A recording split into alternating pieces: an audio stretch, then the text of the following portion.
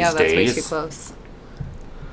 Where's my glass of water? Oh, it's down here. That's what worked last time. Hey, everybody. Thanks for tuning in. What's up? Appreciate it. Oh. Look, it's twin Lyndsies. So much phones going on. Cool. Cool. So, it's an exciting day right now. It is. I've got Lyndsie Barrie from the 39 Keys to Money Success for the 39 Forever Mom with some holiday giveaways. Yeah. So let's hop into it, Lyndsie. What I am most curious about and what people typically need to know is why the heck are you doing what you're doing? So you grew up in Dawson Creek, Dawson BC. Creek. A lot of financial advisors come out of there? I don't think so. But actually, a girlfriend of mine from back home just became a financial advisor recently. I'm super stoked. Big shout out to Deanna. Deanna, woo! So you mentioned a little bit in your book is that Dawson Creek was a bit of a mentality hold for you, a bit of a quieter place. And you ventured out, you went to Vancouver, you kind of got the big all-world experience, but alongside that, you also got some pretty serious financial debt, started looking at... I was going to say, is my breath bad? Did I eat onions? No, I just did a fake cough to remove the gum from my mouth, actually. Now I've just outed myself. Anyways. So you went to Vancouver and you learned a lot about just finances, really. You came back to Dawson Creek. And tell us a bit about, why you're doing what you're doing right now and what makes you so awesome. Well, thank you. I feel pretty awesome sometimes, but today I feel tired. I was up late last night putting the finishing touches on an ebook, which is going out free to everyone that's subscribed to my website here momentarily. But back to why I do all of this, I guess I really just felt so lost coming out of high school. And when it came to financial management, cash flow management, I was like, what? And taxes and... You just don't pay the taxes, right? Yeah, I guess. That's what I thought for a while, and I was told that wasn't the way to go about it. But yeah, there are a lot of things that coming out of high school, we just really don't know. And so I was a hairdresser for about 10 years. And during that time, I made a ton of financial mistakes and eventually was given an opportunity to retrain as a financial advisor. And so I obviously took that opportunity, and it was an amazing opportunity that I was given. And I knew right away that I was meant to do it because I had literally been saying for 10 years, I wish I would have learned more about this. So I knew there were other people, born in the early 80s at least, that needed this stuff. So that's really my passion, is just teaching people about the things that they really, really do need to know.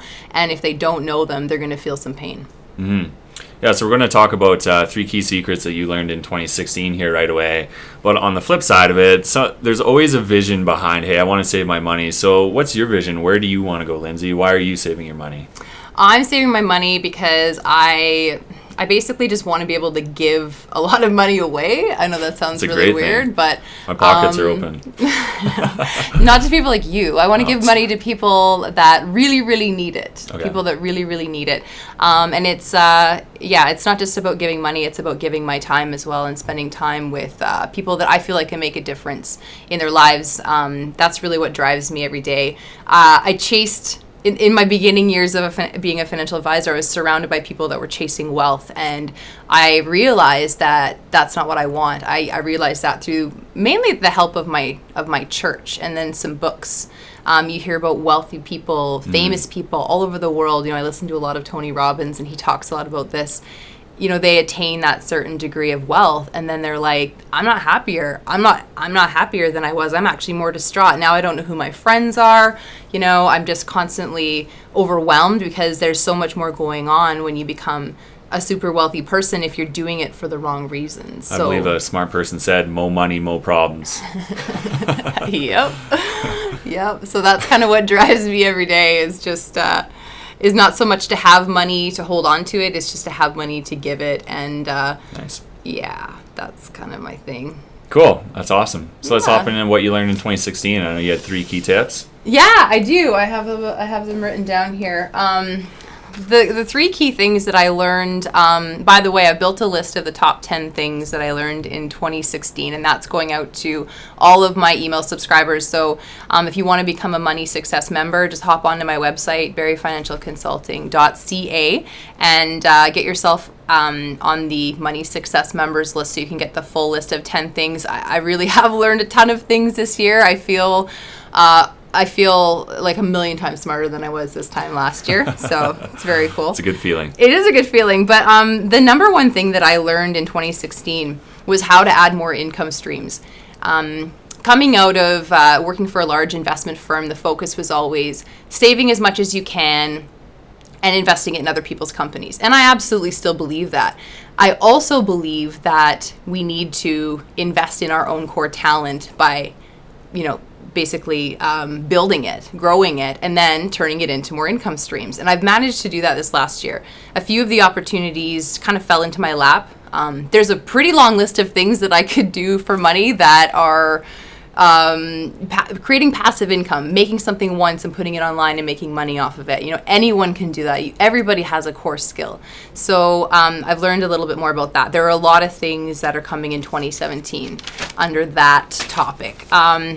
The next most important thing that I learned in 2016 was taking risks. And this kind of ties into following your heart. I learned that, for example, we just did a podcast, or we recorded a live video like an hour ago. And we were both kind of like, what if we, screw it up? What if it's terrible? And we both just looked at each other. It was like, yeah, but what if it's awesome? Like, you have to take risks. You really do. And if you fail, the worst thing that can happen is you grow from it. And you maybe have better judgment next time, or you learn something new that you can take into your next situation. So, and the last thing, and this sounds really funny, but at the beginning of the year, I think it was January 2016, I was presenting to a group of women. And I vowed in front of all of them that I wouldn't set foot in a mall for the entire year. And I didn't manage to do that. There were a couple times when I had to go. But I hated every minute of it. So malls are spending traps. They want your money. There are colors and scents and sounds and cues everywhere to buy. As soon as you step into a mall, my number one thing that I was preaching this up until the beginning of the year, but until this year came around and I actually had to go to a mall, and I was like noticing it and paying close attention to the physical anxiety that malls bring people. And we think that means we should buy stuff, but it actually just means you should get the hell out of there. So just remember that. That's the three top things I learned in 2016. Don't go to the mall, and if you have to, get in and get out and stick to your list and your price tag limit. Love it. So when we're talking about the passive income, it's one that is really talked about a whole lot. Most people would kind of understand real estate, books are in those categories. What are a couple of passive income streams you've looked at, or you have right now, or that you're looking at getting into, Lyndsie? For me, it's definitely online courses, and there's two sort of directions that I can go with that. And one is, of course, creating online courses and marketing them through my website to the general public. Of course, my niche market is the 39 Forever Mom. There's also, as an advisor, there's also another route that I can go that I'm going to be looking into in 2017. Well, not looking into, I'm going to be executing it in 2017, and that is creating online courses for other financial advisors, because we all have to attain a certain number of CE credits, continuing education credits. So a lot of us advisors just go online, we find a great site that offers these CE credits that we need to get our license renewed and continue to make money off of the products that we sell. And so I have the ability to make those courses and make a video once, hire somebody on Upwork.com to make the corresponding multiple choice questions or whatever, and then I get an income stream off of that for who knows how many years, right? Every time someone buys that course. Books, of course. I wrote a book. That's a brand new income stream for me in 2016. And this is the most exciting thing for me is January 2017, my book's going to be on Amazon. Woo! Not the physical book, not this, but the ebook and the audiobook. And I'm still in the process of recording the audiobook. I was really sick earlier and my voice was not there, so I'm kind of just getting back on it. But in January, I will have the ebook and audiobook versions available on Amazon. That's super exciting. Yeah. 2017 is already going to be a big year. Yeah. So let's talk about the second one a little bit more. So the perfection trap, as I like to call it. Yeah. We talked a little bit about these videos or even course creation. It's so easy. Well, content creation is a good example, whether it's blogging or putting out a video. It's easy to sit back and think, oh my God, this is the scariest thing in the world. Because it is. There's a big vulnerability aspect of I'm going to be writing this article or I'm going to be pushing this video out. Yeah. What are other people going to think? And then we get inside of our heads and we think, okay, well, everything will be fine if I just hit it perfectly. If I nail this script and everything's going to be all right. And it's almost robotic how perfect it is. Yeah. And then we have the tendency to want to get into it and almost read through this perfect script. And then if anything goes off from that, we think it's a huge failure because we set these expectations in our mind. Yeah. And as soon as we branch away from expectations, regardless of anyone on the other side and what they understand about what we were trying to get across, really provides a big impact to us. So reframing that is really where I like to step into, hey, just get good enough out. And this actually comes from a good friend, Kirsten Raggett. So where she was coming from this is, again, that there's a fear of putting content out that people are going to look at and think, oh, and completely judge it. This might not be good enough. Yeah. Or what if they don't like it? All those things. Or we can just hold that back and then never, ever put anything out and never, ever get anywhere in life. So there's basically two options there as far as I see it, is you can put your best foot forward and say, you know what, I'm going to put as much as I can into this. I'm going to be happy with just getting it out for the first few times and then build on it from there. And I think that's super important for anyone thinking to do something, is forget about the perfect mindset or doing things perfect, but just get it out there. Because if you hold it in, no one's ever going to see it. And it's going to be a shame if you go through 2017 or if you go through 2016 thinking, I should have wrote this blog post. I should have put a video out. I should have wrote a book. Any one of those. Whereas you reframe it, if you would have done it, I'm happy. I've never regretted putting anything out. Exactly. And I mean, you can, it's not like you can't, if it's horrible, you can pull it down. I mean, live is, I think, a little bit risky, but at the same time, gotta take risks, right? For sure. Yeah. So love that. Then we get into the third piece here, malls, yeah, I don't know. Malls, I like literally just stay away. I've got a lot about this in my book.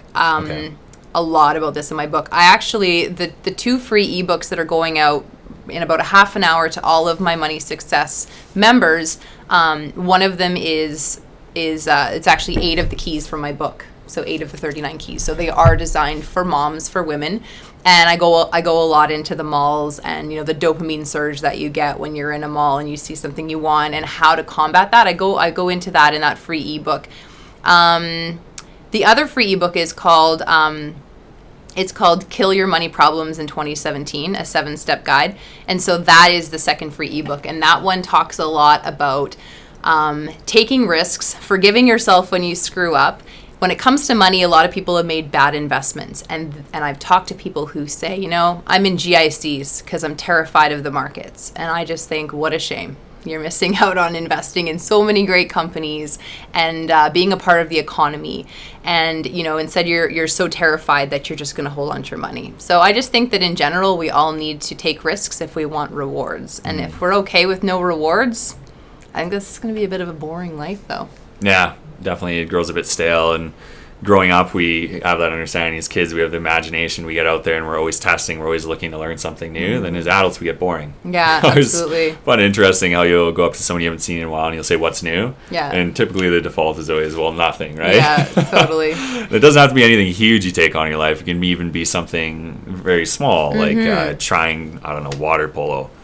I have not done that. Yeah, water polo. That's what everyone can do. Yeah. Or writing a post, or even trying some new financial advice. It can be a small investment too, right? It doesn't need to be anything massive, which I think a lot of the time when people look at investing, they think, oh, I don't have enough money to start, or it needs to be this huge amount of money. Yeah. Whereas just get started, basically. And you just, speaking of getting started, basically, got your course rolling now. So what is that kind of the number one thing that you learned for 2016 is just beep, do it, right? Just beep, do it. So a big learning for me, in 2016 is really to get out there. Experiment is huge. So go through a lot of experimentation, find out what's going to work for you, find out what you're passionate about. I had tons of stuff this year I was looking at where I was getting into it, experimenting with it, and I found it just wasn't right from a heart perspective. It might have been a decent financial opportunity. I was sensing that. Yeah. I was sensing How'd you that. know? And then I met with him last week and it was like totally different Calvin. He was like, he's got it and he's going for it. So yeah, thank you. And it also comes back around to the don't be scared of failing. If you get into something you tried out and it's not right for you, that's all right. At least you're trying. At least you're going out there and creating. I think that's one of the most important aspects that we can think about for 2017 is what can I create? What can I go do new? What can I experience in life? And ultimately for me, that's a super successful year if I just go out and actually create something. This year was massive, a book, a podcast, a company. So 2017 is going to be even much bigger. Yeah. What are you focused on for 2017? I'm writing my second book. I'm actually, I'm writing a book for what does it say? Yeah, so we're racing to get our second book done. But yeah, my second book is about it's for women again. One thing that I learned, one of my list of 10, I'll share a fourth one, is be super niche. So when you're creating a product, you got to be super niche. And so for me, I've just decided to go help the 39 Forever mom. So I'm taking it a slightly younger demographic with this book. I'm going for women in their 30s who are business owners or budding business owners. And I'm going to share with them everything that I've learned about being a business owner and the things that have worked well for me and the things that haven't worked well for me. And I'm also going to be doing a lot of research into what other people have come across and the other things that they have found to be really effective and things that they found to be not so effective. So please become a Money Success member on my website, barriefinancialconsulting.ca, so that I can send you a couple surveys in the coming months and get your feedback on the kinds of things that you want to read in this book. And also I need some help with the title. I don't know what to call it. So that's going to be part of the survey too. That's awesome. So barriefinancialconsulting.ca, we'll put the link down below in both these videos or all of these videos as well. And 2 free ebooks and lots of value packed. And those ebooks are only free until December 22nd. So please get your free ebook because then it's going to be a paid item on my website after that. So limited time. Yeah, it's important to mention too that it's not a spam list. I'm on it. No. I read them all the time. Yeah, it's not a no spam need list. spam. Probably not even once a week. I don't know. I can't come up with stuff that often. So go get your 2 free ebooks. They're up there until December 22nd. 22nd. Awesome. And thank you. Go connect with Lyndsie. She's awesome. You're holding that in front of the microphone on my phone. Gotta do that again. There's too much going on. There's too many tech. Screens. Thanks, everybody. See you guys. So as soon as I got into it, I was thinking bandwidth. What does that mean? Because it was odd that there wasn't very many people on. Like typically live videos should have, like our first video had a bunch on. But I posted on my business page versus my personal. That's probably why. What does bandwidth mean though? I haven't thought about that. I don't have anybody on my. That's smart. What? What's smart? You told me to do it on my business.